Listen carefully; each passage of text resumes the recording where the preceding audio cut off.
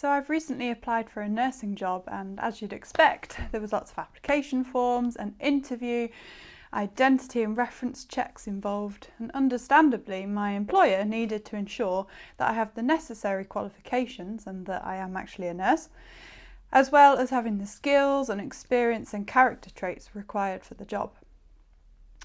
In the Bible, we see God working with groups of people and recruiting individuals to different roles in order to fulfill his redemptive purposes in this world.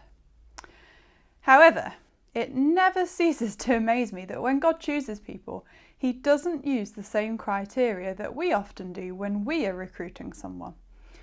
The fact is, God sometimes chooses and uses the least expected people, the ones that we would think are the least suitable for the role. Now, Rahab, a lady in the Old Testament, is one of these people. And if we were in charge of recruitment, we probably wouldn't have chosen Rahab, that is for sure. Now, Rahab was a prostitute from a group of people who hated everything that God loved and loved everything God hated.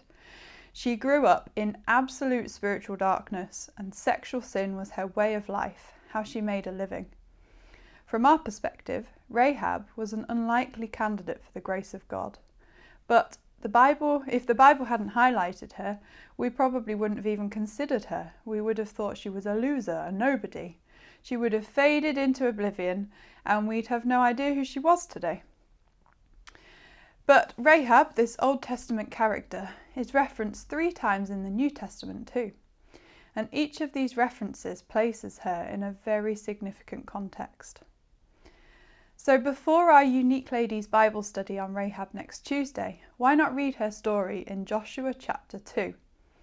In this passage, the Israelites are checking out the city of Jericho, which God is going to miraculously give them, when some spies get into a sticky situation.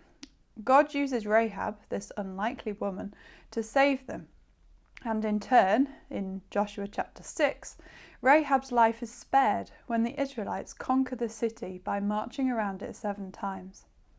Rahab becomes an unexpected hero and an ancestor in the history of God's people, and in fact, Jesus himself.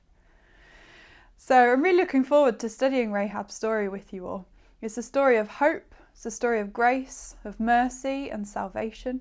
It's a story of how God, in his incredible, amazing love, found an unlikely person in an unlikely place, and before he judged that wicked city, he showed mercy.